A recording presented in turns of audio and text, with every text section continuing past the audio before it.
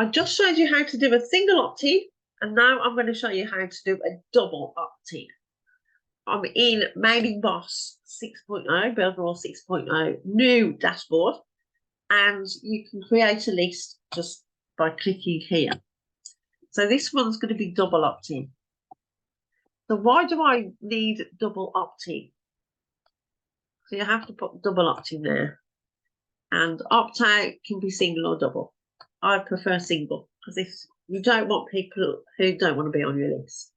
So I'm going to just put double opt-in.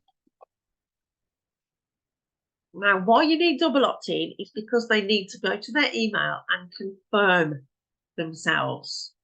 If it's a bot, or if they're too lazy to confirm their email, you don't want them on your list. So again, just like single opt-in, you choose the email, the from email.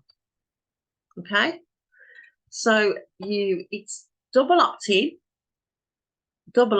single opt-out, and I'm going to save it. Update emails.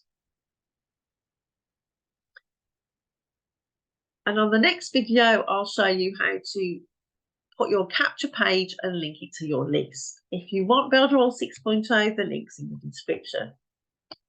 Please like and subscribe for more videos.